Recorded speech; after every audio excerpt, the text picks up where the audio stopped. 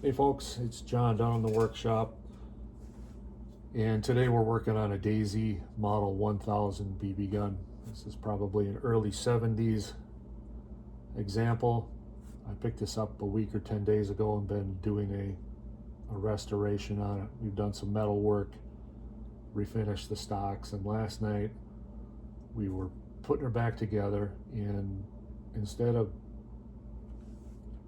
matter of fact and putting it back on in the gun rack, we did some extensive testing, and the results I thought were pretty interesting, and I thought I'd share them with you today because honestly I didn't expect what I came up with, and the results were counter of what we may come across on the internet or forums, whatever you're getting your BB gun advice. Keeping in mind that on this one I'm not chasing maximum feet per second. I'm interested in how the gun works, what it likes mechanically, and what makes it shoot better, not just harder and faster. So to do this, we used the original spring that was in the gun, albeit this one is a little distorted.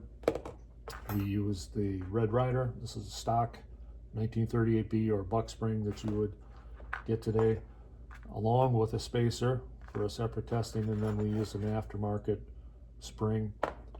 For the air tubes, we use both a standard air tube as well as a 7/64 overbore, and then for our delivery system we used a gravity fed Model 25 and the original bottle cap that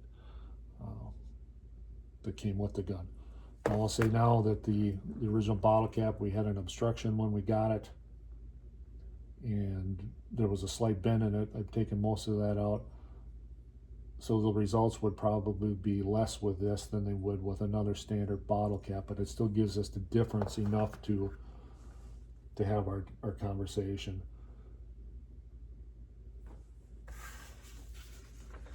So here's what we came up with. Now these are the numbers I ran and recorded last night. Now you can freeze and go back to this if you want. I'm not going to go through and read them all, but I came away with three takeaways, three observations that I thought were interesting. Number one would be that the bigger air tube does not equal more feet per second. It was the exact opposite. In each instance, the bigger air tube reduced velocity, regardless of the spring strength. And that surprised me because the common advice out there is that more volume equals more power, and that wasn't the case here.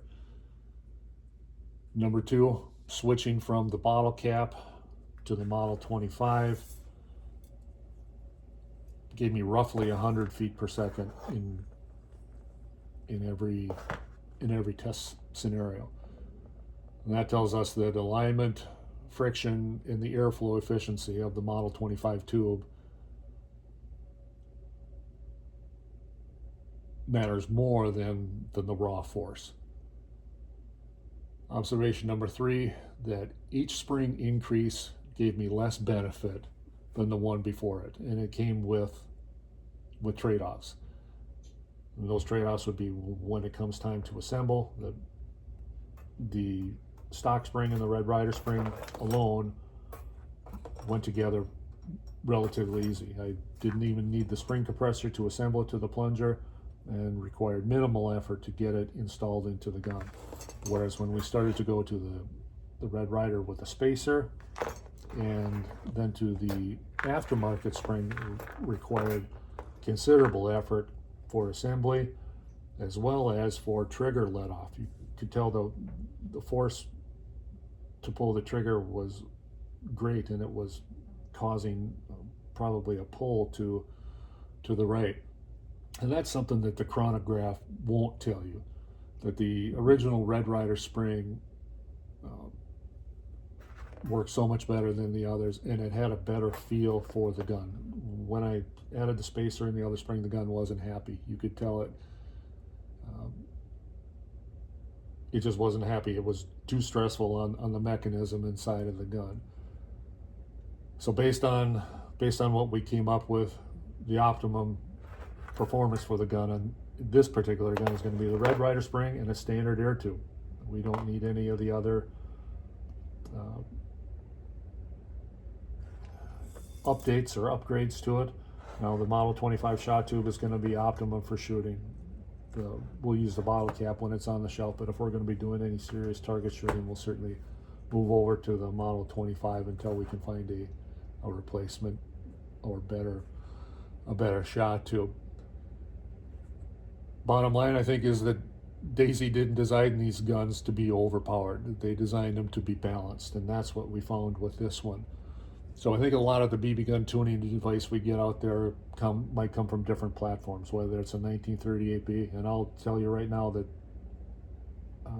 it is a different platform, because I've messed with all these in the 1938B and they respond a lot better, and the current trigger also allows you to dial in where you don't experience the really hard pull that I did with this particular setup. So if you're restoring your own Model 1000 or a similar wide body, my advice to you would be to work with the design and not against it. Give the gun what it likes, and I think you'll find that that's how it's going to perform the best. So if you've experimented with these Daisies, the internals, and found similar results, I'd love to hear about it. Or if they're contrary, please let me know what you think. I'm still learning, and this kind of hands-on testing has changed how I look at some of these old guns. I've got about 40 of them now, and I need to go through my notes and see how I installed some of these, and I think that we might be able to make some improvements and make the rest of the collection shoot a little bit better based on what I've learned today. That's it for now. Thanks for watching. If you got any questions or comments, please let me know. Thanks.